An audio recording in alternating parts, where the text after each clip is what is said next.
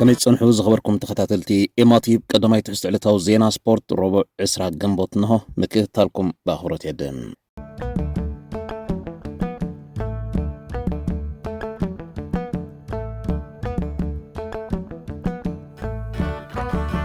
إيجا متصاري وانجا أفريقيا كلتشحن إسران شوعتن مولاقو تعزيبنا إيرترا أبربعي مدبت إحوان عدل نقرب زريوان نإسواتيني بقدم متصاري رتي عنابتي بمدب زكاد متصاري صوتات وانجا أفريقيا كلتشحن إسران شوعتن زحلفت هاقراويت غانتا إيرترا أبربعي مدب مزدوب أفريقيا جينن كينيان بس إحوان كينيا إنغادي سلزغونت بغتا محلافا رقوتيوم كاب نفس وكف مدب قدماين كالأين ترتا دحزا أبت سلسة هاقرات كينيا غواندان تنزانيان زنقدقو وانجا أفريقيا كلتشحن إسران شوعتن تساتف تكوخونا إن سلستي إنغتي تمديبون أوزلوا مو هاقراويت غانتا إيرترا تركبو ربعي مدب شامناي مدبن مبل 10 تخلت مدبن جن حاد كوتا بإنغادي سلزو السدو كابتن سلسة زقدمت رائع مسي إنغادي تكوينات تحلف سلزي هاقراويت غانتا إيرترا وانجا أفريقيا كلتشحن إسران شوعتن كتحلفن تدا أخوينا ربعي مدب ناي كينيا درجاب زي قدس ندوب أفريقان جينن بليس آكتود اللوام أبتي ينقت زيركب أوتشعت مدبات جن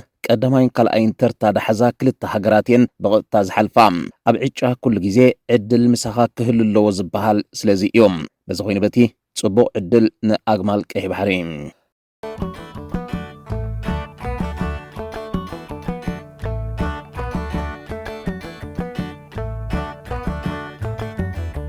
أرسنال دحر إسران كلتان عمتات شامبيون بريمير ليج بمخوانا استفتر حاقوس أب أفدق ستاديوم إمريتس تبقيسو أمل عالم بزركبو دقفتا كنت صبارق حدير اللهم كل دقافي آكاب ادميو إسران كلتان عمتات مزق النس ناب كلتا شحن 4 تمليسو أي تولدن قول عاز نبره من إسينير اللومي إذ شمقلن إذا عينت سنبل زهاسسو وي فتسيمو زي فلطونيوم تمال مشت جن مانشستر سيتي أبرماوز حرب حدث الاستفرالية نود الدروانج أنا مودة تمعلتي كتم روحي كالتن إذا هي ما نتات سواء دارجا نعمته ود الدرملو أمريح النت خويت أنا زحلفتو أرسنال ركيبة بمجدي أصلت أني أبيب غوارديولا انقع حقو سكيلاتام كم زعينت بحري إسرع عمتات زفتر بركتر إيو توصل له تعزبتات بزح كخوني اليوم نتوم كندز والكوم بزي السعب قريبين مالهم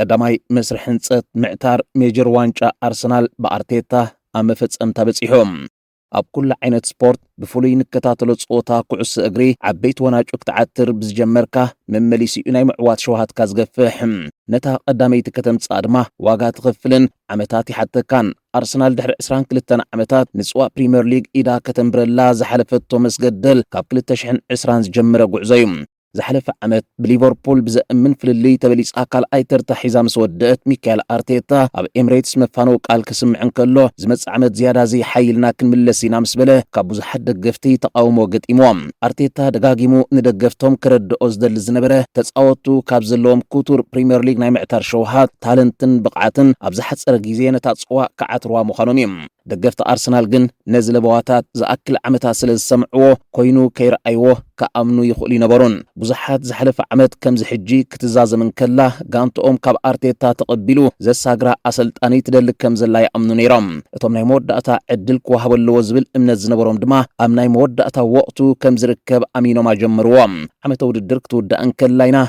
إن فردو كم زبل ودما أرتيتا أفرد قريبو يقندل ناز بحلو اللقيزة أخلام أرسنال بزحلف عمت وي كدمي وبزنبر السراح نابز كبرز بس حز مسلون تليو نمز خارز أكل نايشدوش عمت فرق أنسراحيو نابزي أبقعوام تحساس كل تشحن 10 تشعتن كركبان كله أرتيتا مغير كدانا استسبابره مزدقفتا استسألقت عينتن كفري ناز بالمرد دقتا زنبرون تسعوتا لعل كلبوت يوم زر أيلا كوتاس نت سراح دفير كاخت أطو التفرح قانتا أزنبرت أرتيتا كاب غوارديولا زأكل تمكرو قسيمولو نفسو كيلو كسلطني خئليلو أمينو زمصو نايت وان دايركتور سبورت إدو نتا غانتا كركبون كلو زحنصصون تدعنيرو أب سعب 3 كسب 5 عمتات نسوا بريمير ليج ناب كبحي إمريتس تملس غانتا مهناصيوم أب قداموت كلتا عمتو شام نايتر تحيزو اتوم هو خاد دقفتا اتقنع مرج أيكون نابز بالمدمدم تابصحوم أب سالسيت عمتون حمشاي ترتحزم انتاينا نصب زلنا زبولو توسخوام أب ربعي عمتو قال أيتر تامس حزه جن كأن خلت 148 معلتات مريحو نسيتي يحلف مسحبه تسفان قوهن تدراربوم زسعبها كلت عمتات قال أيتر تامس وسخه نعب وانجا فوبيا زلو سلت أن تسميم ኣብ ታሪኽ ኩዕሶ እግሪ ዓዲ እንግሊዝ 4 ዓመታት ተከታቲላ ካልኣይ ተርታ ሒዛ ትፈልጥ ጋንታ ይነበረትን ኣርሰናል ብሚያዝያ ኣብ ኢትሓድ 2-1 ተሳዒራ ሲቲ ኣብ ዝቐጸለት ጸወታ ኣብ በርሊ ተዓዊታ ድሕሪ 200 መዓልታት መሪሕነት ተረኪባ ናብ ካልኣይ ምስ ወረደታ እሞ ሽዑ ካብ ስርሑ ክእለ ዝበሃጉ ደገፍታ ክንደይ ክትብሎም መስርሕ ህንጸት ጋንታ ክብን ለጠቕን ከም ዘለዎ ዘይሰሓተ ኣርቴታ ብኣንጻራዊ ርእቶታት ገዛእ ደገፍቱ ከይተረበሸ ነቲ ን6 ዓመትን ፈረቓን እምነት ከየጉደለ ዘጓዓዞ ስርሑ ናብ ምዕራፉ ኣብፂሕወሎም ናይ 22 ዓመታት ሕቶ ፕሪምየር ሊግ ጥራይ ብምምላስ ግን ኣይነበረን ኣብ ቻምፒዮንስ ሊግ እውን መዛዝም ጸወታ ርጊጹ ኣብ ዘሎ እንተወሓደ ናይ 20 ዓመታት ትጽቢት መሊሱ እዩ ንፒኤስጂ ምዝረት ዓድማ ማንም ደጋፊ ኣርሰናል ርእይዎን ሰሚዕዎን ዘይፈልጥ ታሪኽ ክብርብር እዩ ንሕጂ ግን ታሕሳስ 2019 ንኣርሰናል ብቐንዱ ካብ ኡናይ ኤምረ ብቐጥታ ድማ ካብ ግዜያዊ ኣሰልጣኒ ዝነበረ ፍሬዲ ሊምበርግ ክርከባን ከሎ ንዝተዋህቦ ሓላፍነት ግዜ እኳ እንተወሰደሉ ናብ መፈጸምትኡ ግን ኣብፂሕወሎም ካልኣይ ነታ መስመር ካብ ሰገረታ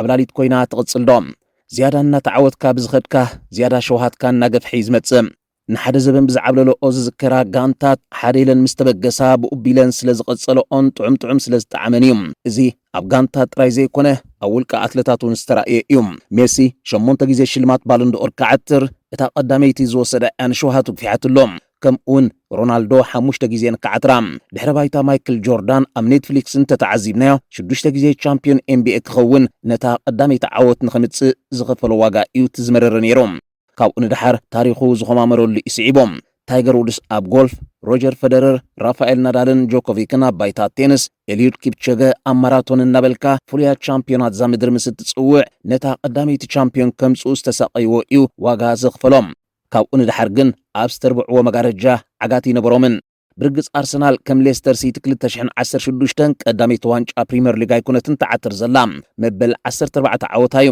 እቲ ባህሊ ግን ኣጥፊኣቶ ጸኒሐያ ሕጂ ግን ነቲ ጋሪድዋ ዝጸንሐ መጋረጃ ተርቢዓቶላ ድሕሪ ዝኽህዝብል ሕቶ ብቕጽበት እዩ ኣብ ሚድያታት ተላዒሎም ሊቨርፑል ናይ 80ታት ተባሂሉ እዩ ማንቸስተር ዩናይትድ ዘበነሰር ኣሌክስ ፈርጉሰን ድማ ስዒቦም እቲ መኸተምታ ዝግበረሉ ዘሎ ሓድሽ መዋእል ማንቸስተር ሲቲ ኣብ ትሕቲ ፔፕ ጓርዲዮላ ድማ ንዝሓለፈ 10 ዓመታት ኣሳሊዩና ኣርሰናል ቻምፒዮን ፕሪምየር ሊግ 2026 ብምዃና ዓጊባ ኣብ ኮምፎርት ዞን ዲያ ክትኣቱ ወይሲ ነታ መስመር ብዛዕሚ ጠቓሚ ሚካኤል ኣርቴታ ተመሪሓ ሓድሽ መዋእልያ ከተበግስ ዶን ሃቺንሰን ኣብ ESPN እንተ ደኣ ሸውሃቶም ኣግፊሖም ንፕሪምየር ሊግ ክዕብልዎ ይኽእሉ እዮም እቲ ዓብላሊ ኣሰልጣኒ ዝጸንሐ ፔፕ ጓርዲዮላ ተኣሊሎም ኣሎ ሲቲ ኣብ ትሕቲ ማሬስካ እንታይ ክትከውን እያ ንፈልጦ የለን ምጽእ ኢሉ ቻምፒዮን ክገብራ እዩ ዝብል መረዳእታ እውን የብለይን ቸልሲ ብኣሎንሶ ካብ ባዶ እያ ክትስራሕ ሊቨርፑል ምስ ሎድያ ክትቅጽል ኣሰልጣኒ ክትቅይር ኣይፈለጥናን ዘለና ሚካኤል ካሪክ ኣብ ክልተ ዓበይቲ ውድድራት ምስ ማንቸስተር ዩናይትድ ንመጀመርያ ግዜ ዝፍተነላ ዓመት እያ ኣርሰናል ግን ቻምፒዮን ምስ ዝገበራ ኣሰልጣንን ተጻወታን እያ ክትምለሰና ርግጸኛ እየ ነዛ ሒዞማ ዘለዉ ብልጽቲ ጋንታውን ኣብ ክራማት መወሰኽታ ክገብሩላ እዮም ስለዚ ነዚ ሊግ ክዕብልዎ ይኽእሉ እዮም ምክንያቱ ዝበዝሐ ስራሕ ፈጺሞሞ እዮም ብልጽቲ ጋንታ እዮም ሒዞም ዘለዉ ኢሎም ሚች ሪቻርድስ ነዚ ከራጉደሉ እንከሎ ከም ናይ ማንቸስተር ሲቲ ሰብ ምዃነይ መጠን ዝሓለፋ 2 ምሸታት ንዓና ዝኾና ይነበራን ኣርሰናል ኣብ በርሊ ምዕዋታ ከይኣክል ፔፕ ጓርዲዮላ ይኸይድ ከም ዘሎ ሰሚዕና ሎሚ ድማ ኣብ ብርማውዝ ነጥቢ ኸሲርና ዋንጫ ረኪብና ማንም ወገን ሲቲ ካባይ ጀሚርካ ብምኻድ ፔፕ ሰንቢድ እዩ እንታይና ክንከውን ድማ ግምት ክህልወና ዝኽእል እምበር ክንፈልጥ ኣይንኽእልን ኣርሰናል ግን ዕውት ፕሪምየር ሊግን ኣብ መዛዘም ጸወታ ቻምፒዮንስ ሊግ ዝረገጸትን ጋንታ እያ ዘላ ኣብ ሕጂ ኮይንካ ዝመጽእ ዓመት ፋቮራይት ስራዕ እንተተባሂልካ ወላ እኳ ኣብ ክራማት ዝካየድ ለውጢ ዝውስኖ እንትኾነ ንኣርሰናል ክትጽውዕ ግን ናይ ግድን ኢሎም PSG ዝሓለፈ ዓመት ቀዳመይቲ ጽዋዕ ቻምፒዮንስ ሊግ ንኽትዓትር ን10 ዓመታት ምስ ተሳቀየት ነይሮም ነታ ሕንጻ ስለ ዝሰገረታ ግን ሎሚ ካልአይቲ ዋንጫ ክትዓትር ተመሊሳላ ንኣርሰናል ድማ ኣብ ፕሪምየር ሊግ በዚ መገዲ ክትጽብያ ፕሪምየር ሊግ ግን ክንርስዖ ዘይብልና እቲ ፈጺሙ ውሕስነት ዘይህብ ሊግ እዩ ከምኡ ስለ ዝኾነ ስኳ ንዝሓለፈ 3 ዓመታት 3 ዝተፈላለያ ክለባት ተዓዊተና ኣለዋ ኣብ ላሊጋ ቡንደስሊጋ ሊግ ኣብ ፈረንሳን ዝመሰሉ ነዊሕ ዝኸይድ ዘበን ክትሃንጽ ቀሊል እዩ ኣብ ፕሪምየር ሊግ ግን ነይሩ እዩ ዝፍጠር ኣርሰናል ድማ ንናይ 80ታት ሊቨርፑል ንናይ ሰር ኣሌክስ ፈርጉሰን ማንቸስተር ዩናይትድን ንናይ ጓርዲዮላ ሲቲን ትመስል ዓብላሊት ጋንታ ክትሰርሕ ሪበን ቆሪጻላ ኣርቴታ ቻምፒዮን ኣይገብራን እናተባህለ ድሕሪ 22 ዓመታት ገይሩ ኣሎ ነዚ ዘይሕሰብ ዝብል እምነት ብዙሓት ዘበነ ኣርሰናል ምምስራቱን እምነት ጥራይ ክሓቶም ሳልሳይ ስለዚኡ ምክልኻል ፕሪምየር ሊግ ዘዕውት ዝበሃል እቶም ንመድረኽ ፕሪምየር ሊግ ደጋጊሞም ዝተዓወትሉ ኣሰልጠንቲ ዝደርበይልካ ዋንጫ ክዕውት ዝኽእል ሓሳብ ክትነጽጎ ይግባእን ሚካኤል አርቴታ ቀዳሞት 3-4 ዓመታት ስርሑ ንጓርዲዮላ ኮይኑ ክስዕሮ ፈቲኑ ይፈሽሎም እቲ ካብ ማንቸስተር ሲቲ ሒዝዎ ዝመጽ ሓሳብ ጓርዲዮላ አድቂቑ ዝፈልጦን ባዕሉ ዘፍለቆን ንዝበዝሐ ከም ዘለዎ ብምድጋም ጽዋእ ፕሪምየር ሊግ ክዕውቶ ኣብ ዝፈተኖ እዩ ደጋጊሙ ወዲቖም ኣብ መወዳእታ ነዛ ዋንጫ ሓለቓ ጋንታት ኮይኖም ዝወሰድዋን ነዚ ሊግ አድቂቖም ዝፈልጥዎን ሎሚ ኣብ ስራሕ ትንተና ዝርከቡ አርቴታ ኮይኑ እምበር ጓርዲዮላ ክስዕሮ ኢሉ ክሓስብ የብሉን እትብል ጽብቕቲ ሓሳብ ድርበ ኢሎም ካብ ቅድሚ 3 ዓመታት ቢሎ አርቴታን ኤዱን ከም ማንቸስተር ሲቲ ኣብ ሚዛን ምዕብላልን ብዝሕኹ ዓሳሱ ምቅባልን እትነጥፍ ጋንታ ልዕሊ ሲቲ ወፅያ ቻምፒዮን ክትከውን ከም ዘይትኽእል ተረድኡ እሞ ካልእ መገዲ ሒዞም ንጓርዲዮላ ክሓልፍዎ ወሰኖም እቲ ክዕውት ይኽእል ኢሎም ኣብ መደምደምታ ዝበፅሑሉ ድማ ነቲ ስታይል ዓቂቦም ብቐንዱ ግን ኣብ ኣካላዊ ሓይሊ ትምርኮስ ጋንታ ምስራሕ ዝብል ነበረ ድሕሮም ዘካየዱ ዕድግታት ተጻወቲ ልዕሊ 70 ሚእታዊት ነዚ ትኩረት ዝገበረ ኾነ ኣብ መወዳእታ ካብ ዝሓለፈ ዓመት ጀሚራ ማንቸስተር ሲቲ ክትቆጻጸራ ትኸብድ ኣርሰናል ተፈጥረት ንሴት ፒስ ካብ ዓቕሚ ዝበዝሐ ክለባት ዝመድረኽ ወጻኢ ዝሰቐልዎም ጉልበት ተጻወቲ ኣርሰናል ንዓመተ ውድድር ሙሉእ ከሳግር ዝኽእል ኮነ ኣብ ህላዊ ውሕዳት ተጻወቲ ከም ሳካ ኦዴጋርድ ጥራይ ትምርኮስ ጋንታ ዝነበረት ኣብ ሓላዊ ልዳታ ተኸላኸልታን ኣብ ነፍሲ ወከፍ ዝስለፍ ከምኡውን ኣብ ወንበር ዝርከብ ተጻዋታይ ከይተረፈ ክትምርኮስ እትኽእል ገይሮም ሃነጽዋ ኣርሰናል ሎም ዓመት ዘጋጠማ ማህረምቲ ወሰን ተጻወቲ ቻምፒዮን ንኽትከውን ዝፈቕደላ ኣይነበረን ተጻዊራቶ ግን ክትጻወር ዝኽኣላ ድማ ናይ ዝሓለፈ 2 ዓመታት ዕድግታታ ነዚ ኣብ ግምት ዘእተወስለ ዝነበረ እዮም ኣብዚ ግዜ እቲ ዝበለጸ መስመር ምክልኻል ዓለምና ወኒና ኣላ ብሶኒ ኣንጻር በርሊ ንመበል 19 ጸወታ ፕሪምየር ሊግ ሸቶ ከይተመዝግባ ወፅያ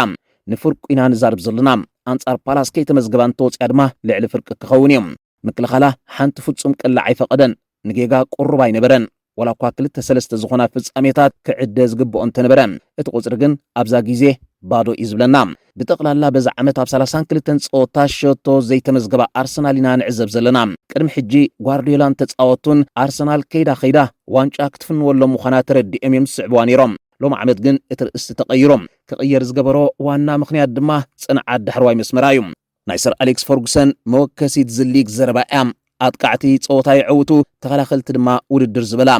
ማንም ኣሰልጣኒ ኣብዚ ሊግ ጸወታት ክዕወት ንዝደሊ በጥቃዕቲ ትግለጽ ጋንታ ይሃንጽ ጽዋእ ፕሪምየር ሊግ ክዓትር እንተደልዩ ግን ሚኒስትር ምክልኻል እዩ ዘደልድል እቲ ዝበለጸ ቀዳማይ መስመር ዝዓመት ናይ ማንቸስተር ሲቲ ብ27 ሸወታ ዝመራሓት ከዓይ ሃላንድ ኣለዎ ነቲ ዝለዓለ መዝጋቢ ሸቶ ኣርሰናል የክረሽ ብ13 ጎላት ይበልጾም ብጋንታ ደረጃውን ናይ ሲቲ 76 ን69 ሸወታት ካብ ናይ ኣርሰናል ይልዕል ኣብ መወዳእትኡ ግን ነቲ ፍልሊ ዝፈጠረን ኣርሰናል ድሕሪ 22 ዓመታት ቻምፒዮን ክትከውን ዝኽኣለን መስመር ምክልኻል ኮይኑ ተረኺቦም ካብ 25 ዓወታት ፕሪምየር ሊግ ዘመዝገበቶ ኣርሰናል እቲ 13 ብውጽኢት 1 ባዶ ተዓዊታቶም ብሓፈሻ ኣርቴታን ስታፉን ንጓርዲዮላ ዘዳህለሉ መገዲ ንሱ ፈጺሙ ክፈልጦ ዘይክእል ክጻወቶ ሓሲቦ ዘይፈልጥን ክሰርሓሉን ተሓለነውን ክመልክቦ ዘይክእል ስታይል ነይሮም ስለዚ ኣርቴታ ንመጀመርያ ግዜ ንጓርዲዮላ ዝሰዓሮ ኣርቴታ ኮይኑ ስለ ዝመጾ እዩ ዘብለና ራብዓይ ቃንዛ 24 ሰዓታት ማንቸስተር ሲቲ ክሳብ መዓዝ ዝጸንሕ እዩ ነባር ዓወት የለን ነባር ዘበንውን ከምቲ ነባር ሰብ ዘየሎም ዓለም ዑደት ኣቋሪጻ ኣይትፈልጥን መዓልትን ለይትን ምስ ዓመታት ዝወልድ ዑደት ከተካይድን ከላ ከም ኣብ ታኒካ ዝኣተወ ባሊቃ ቢንጎ እናኸሽከሸትና እትኸይድ መን ይለዓልን መኒቲ ንላዕሊ ወፂኡ ዝጽዋዕ ፍሉጥ ኣይኮነን ንግስነት ይፍጠሩን ይፈርሱን ቻምፒዮናት ይውለዱን ይሰዓሩን ዘበነ ፔፕ ጓርዲዮላ ማንቸስተር ሲቲ ንዘንቲ ዕለት ተዘኪሩ ክነብር እዩ ክንዲ ዝወሰደ ዓመታት ይውሰድ ድማ መወከሲና እናተጠቐና ብኣብነት ከነልዕሎ ኢና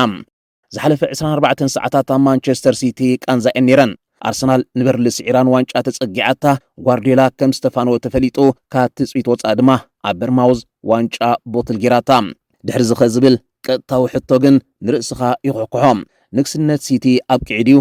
ማሬስካ ንጫማ ጓርዲዮላ ክመልኦ ዝኽእል ኣሰልጣኒ ድዩ ሲቲ ከም ኣብ ዘበነ ጓርዲዮላ ሱሙያት ተጻወቲ ናይ ምፍራም ዓቕማ ክቕጽል ድዩ ተኸይሳቶ ዘላ 115 ጥሕሰታት ዝበሃል እንታይ ሒዝላ ክመጽእ ይኽእል ዘይተልዕሎ ሕቶ የለን ጓርዲዮላ ድሕሪ ዝጸወታውን እንተኾነ ንምፍናው ክእመን ኣይመረጸን ነጊሮኩሜ 1 ዓመት ኮንትራት ኣለኒ ወላውን ተገሊጹ በልዎ እቲ ዜና ብወገን ክለብና ዝተባህለ የለን ምስ ኣቦ ወንበርና ክዘራረበ ተዘራሪብና ንውስን ድማ ድሕሪ ናይ ሰንበት ዛዛሚት ጸወታና እንተበለ እቲ ሓቂ ግን ንሱ ተፋኒኡ ኢንዞ ማሬስካ ድማ ተኪእዎ እዩ ጓርዲዮላ ዋንጫን ኣርሰናል ሕሊፎም ድሕሪ መሃቦም ንመሳርሕቱ ዝነበረ ሚካኤል ኣርቴታ እንቋ ሓጎሰካ ድሕሪ ምባል ንሱን ስታፉን ጽዒሮም እዮም ኣርሰናል ድማ ይግባኣይ ክብል መስኪሩሎም ደገፍቲ ሲቲ ወላ እኳ ተሓቅን ተፈለጥዎ ክቕበልዎ ግን ኣይከኣሉን በጃኻ ጽናሕና በሉ ክልምንዎ ድማ ኣምስዮም ኩዕሶ እግሪ ሃገር ብኢንዞ ማሬስካ ይኹን ካልእ ኣሰልጣኒ ከም ምስ ጓርዲዮላ ኮይኖም ዝዓብልልዎ ክቆጻጽርዎ ከም ዘይኮኑ ይፈልጥዮም ኣብ ውሽጢ 10 ዓመታት 20 ወናጩ ክወስድ ዝኽእል ኣሰልጣኒ ከም ጓርዲዮላ ኣብ ባይታ ዝእምንን ፍሉይን ዓላሚ ጥራዩ ድሕሪ ጓርዲዮላ ከምዚ ዓይነት ዓወታት ከም ጻልካ ዝኽእል ኣሰልጣኒ ኣብዛ መሬት ኣሎ እንተኮይኑ ምልክት ሕቶ እዩ ተጻዋታይ ሲቲ ዝነበረ ነይደም ኦኖሃ ጓርዲዮላ እኮ ንሲቲ ጥራይ ኣይኮነን ይዓዊቱ ንኩዕሶ እግሪ ሃገርና ቀይሩን ንብዙሓት ኣሰልጠንቲ ንመገዱ ተኸቲሎም ዕውታት ክኾኑ ዝመርሐ ሰብ እዩ ኣርቴታ ካብኡ ዝተበገሰ ሰልጣኒ ምስ በለ ከምዚ ዓይነት ሰብ ከሲርካ ብዛዕባ መጻኢ ካብዚ ዝበልጽ ክኸውን ምትስፋው ከቢድ ከም ዝኸውን ይገልጾም ማሬስካ ንሲቲ ክዕውት ይኽእል ይኸውን ከምታ ጓርዲዮላ ዝተኸላ ፍርያታት ደው ዘይተብል ማሽን ን10 ዓመታት ክተክል ዝኽእል እንተኮይኑ ግን ባይታ ጥራይ ክፍትኖም ተንታኒ ቢቢሲ ሳይመን ስተን ኣይትሕሰብዎ ንጓርዲዮላ ክትክእዎ ይብሎም ንሲቲ ዝንስም ከመይ ኣቢልካ ጓርዲዮላ ብስሩዕ ዝተኸተሎ ስታይል ፀወታን ምዕዋት ወናጭን ከየቋረፅካ ክትሰርሖም ዝከኣል ኣይኮነን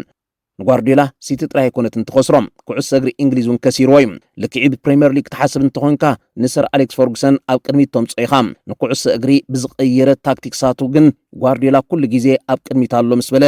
ንሲቲ እቲ ዝበድህ እዋን ምዃኑ ገሊፅዎም ዋይን ሩኒ ንፔፕ ክገልጾ እንከሎ ናይ ወለዱኡ ሰር ኣሌክስ ፈርጉሰን ኢልዎም ካብ ሓሳቡ ንወስዶ መረዳእታ እንተሎ ድማ ከምቲ ዩናይትድ ድሕሪ ሰር ኣሌክስ ፈርጉሰን ዕንክሊል ትብሎ ዘላ ንሲቲ እውን ሓደገኛ ግዜ ኣፉ ኣግፊሑ ከፊቱ ይጽበያ ከም ዘሎ እዩ ሓምሻይ ናይ ንእስነት ዓርክኹም ዝሃበኩም ዝበለጸት ህያብ እንታይ ትኸውን በርማውዝ ኣብ ልዕሊ ማንቸስተር ሲቲ ተዓዊታ እንተትነብር ኣብ ቻምፒዮንስ ሊግ ናይ ምስታፍ ተኹልኣ ክልተ ማዓጽኡ ብኽፍቱ መገደፈቶሞ ሎም ምሸት ኣስቶን ቪላ ኣብ ኣውሮፓ ሊግ እንተተሰዓረት እውን ሰንበት ንሊቨርፑል 5 ተርታ ግዲፋ ንምእታው ካልአይቲ ማዕጽኣ ማዓቀበት እታ ኣብ 95 ደቂቕ ብሃላንድ ዝተመዝገበታ ሸቶ ግን ካብ ሊቨርፑል ብ3.6 ጽብለልታ ሸቶን ስለ ዝረሓቐታ 5 ተርታ ሒዝካ ንናይ መውዳእ ተኹልኣ ዳርጋ ቀቲላቶላ ሰንበት አንጻር ኖቲንግሃም ፎረስት ኣግፊሓ ክትዕወት እሞ ሊቨርፑል ድማ ብብሬንትፎርድ ናይ ግድን ክትሰዓረላ ክትጽበም ኣብ ትኽጋሃድ ዘለዎና ተዓወትን ናይ ሊቨርፑል ስዕረትን ድማ ናይ 6 ጽብለልታ መኽሰብ ክትረክብ ኣለዋ ብዓወት ወዲኣቶን ተትነብር ትማል ግን ሊቨርፑል ክትከስረላ ንሳ ጥራይ ክትዕወት ምተጸበየት ስለዚ እቲ መገዲ ወላ እኳ ከም ተኽእሎ እንተሎ ግን ኣመና ርሑቕ እዩ ስለዚ ናብ ልማኑ ኣስቶን ቪላ ወዲቓላ ኣብ ቻምፒዮንስ ሊግ ንምስታፍ ንኣስቶን ቪላ ግን ሓደ ፌቨር ጥራይ ኣይኮነትን ክትሓታ ክልተ እዩ እቲ ቀዳማይ ሎም ምሸት ኣብ ዝካየድ መዛዘሚ ግጥም ኣውሮፓ ሊግ ንጀርመናዊት ክለብ ፍራይበርግ ክትስዕራ ነዚ እኳ ቪላ ንታሪኻ ክትብል ተዓጢቓ ክትፍጽሞ ተዳልያላ እቲ ካልኣይ ፌቨር ግን ንቪላ መዛዘሚ ፀወታ ፕሪምየር ሊግ ኣብ ማንቸስተር ሲቲ ተሳዒርኪ 4ይ ተርታ ንሊቨርፑል ሂብኪ ናብ 5 ይውረድለይ ዝብል እዩ ሲቲ ዋንጫ ንምዕታር ትጻወቶን ተትነብር ተስፋ በርማውዝ ማዕበ ጓርዲዮላ ግን ከምቲ ኢራይላ ንናይ ንእስነት ዓርኩ ሚካኤል ኣርቴታ ቻምፒዮን ክኸውን ዝበለጸት ህያብ ንሲቲ ለኪሙ ዘቐበሎ ጓርዲዮላ ድማ ነቲ ናይ ሰንበት ፀወታ ብዝወረደ ብቕዓት ተጻወቱ ንኡናይ እምረ 4ይ ተርታ ሒዙ ክውድእ ህያብ ከይህቦ ስጋኣት በርማውዝ እዩ ኮነ ኢሉ ንምባል ዘይኮንኩ ሲቲ ካብ ሃንግኦቨር ምርካብ ዋንጫን ምፍናው ጓርዲዮላን ከይወፀት ስለ ተኣትዎ እግራ ዘይክመልኣላ ዘሎ ተኽእሎ ዓብዩ ኢራይላን ኣርቴታን ኣብ ናይ ህፃናት ጋንታ መጻወት እዮም ነይሮም ናይ ፀወታ ጊዜኦም ወዲኦም ሎሚ ኣብቲ ዝዓበየ መድረኽ ኣብ ሓንቲ ዓመት ታሪኽ ንምስራሕ በቂዖም ኣርቴታ ኣብ ዝሰርሖ ታሪኽ ኢራይላ ህያብ ኣበርኪትሎም ኢራይላ ድማ ቅድሚ ሕጂ ኣብ ታሪኽ ክለብ በርማውዝ ተበፂሑ ዘይፈልጥ ምዕራፍ ገንፂሉ ይርከብ ዳርጋ ኣብ ካልኣይ እግሪ ፈጺማ ዘይተሳዕረትን ን17 ግጥማት ስዕረት ኣበደን ዝበለት ጋንትኡ ኣብ ታሪኻ ንመጀመርያ ግዜ ኣብ ኣውሮጳ ክትሳተፍ ኣብቂዕዋ ኣብ ናይ ኣውሮጳ ውድድር ጥራይ ዘይተፈልጠ እንተ ደኣ ቻምፒዮንስ ሊግ ክልቲኡ ጎደናታት ዘይሰሊጥዋ ዝመጽእ ዓመት ኣብ ኣውሮፓ ሊግ ምስታፍ ኣርጉጽ እዩ ነዚ ታሪኽ ዝሰነደ ኢራይላ ምፍናው ግን ዘሕዝነካ እኳ እንተኾነ መሰረት ግን ሃኒጹላ ኣሎ ኣብ ዝሓለፈ 2 ዓመታት 4 ቢልዮን ኣታዊ ዝረኸበትሎም ተጻወቲ ዝመልመለ ፍሉይ ዓላሚ እዩ ዝተሸጠን ተተሸጠ ድማ እቶም ዝበዝሑ ተጻወቲ ካብኦም ዝበለጹ ኮይኖም ክጻወቱ ክትርኢ ስልጠንኡ ብዓበይቲ ክለባት ክህረፍ ዝግብኦ ምዃኑ እዩ ደገፍቲ ሊቨርፑል ንኣሎንሶ ድሕሪ ምስኣኖም እቲ ንኣርነ ስሎት ተኪእዎ ክርእዎ ዝደልዩ ዘለዉ ኣሰልጣኒ ኢራይላ እዩ ማዕረ ክንደይ መንእስያት ተጻወቲ ዘማዕብል ዓላሚ ምዃኑ ክትግንዘብ እዚ ንሲቲ ትስህል ዝሓደራ ጁኒየር ክሩፒ ኣብ ታሪኽ ፕሪምየር ሊግ ትሕቲ 20 ዝዕድሚኡ ዝበዝሐ 13 ሸወታት ዘመዝገበ ተጻዋታይ ኮይኑ መዓዝ ጥራይ መሰትኡ ወዲ 19 ዓመት ብራዚላዊ ራያን እውን ምጽእ ኢሉ ኣብ ዝለዓለ ደረጃ ብቕዓት ብዝተጻወቶ ንከም ጃ ፔድሮ ዝመሰሉ ብሉጻት ኣጥቃዕቲ ዝመድረኽ በሊጹ ብብራዚል ተመሪጹ ናብ ዋንጫ ዓለም 2026 የምርሓሎም ንሰመንዮን ኣብ ደረጃ ዘሳገረ ባዕሉ ኢራይላ እዩ ዝኽተሎ ኣብ ሃይ ኢንተንስ ፉትቦል ዝምርኮስ ስታይል ፀወታ እዩ ን17 ፀወታ ዘይተሰዓረት በርማውስ ክትህነፅን ኣብ ታሪክ 127 ዓመታት ጉዕዞኣ ንመጀመርያ ግዜ ኣብ ኣውሮጳዊ ውድድር ንኽትሳተፍ ኣብቂዕዋን ንኢራይላ ትመዝዝ ክለብ ዕድለኛ እያ ሻድሻይ ኣብ ጽምብል ኣርሰናል ዝዕደሙ ሰባት ኣርሰናል ቻምፒዮን ንኽትከውን ካብ እግራ ወፃኢ መሰረታውያን ዝነበራ ፍጻሜታት ዝኸሰቱ ዝዘከረ ሓደ ደጋፊኣ ነዞም ድስዕቡ ኣብቲ ነካይዶ ጽምብል ተጸንበሩና ክብል ዕድመ ኣቕሪብሎም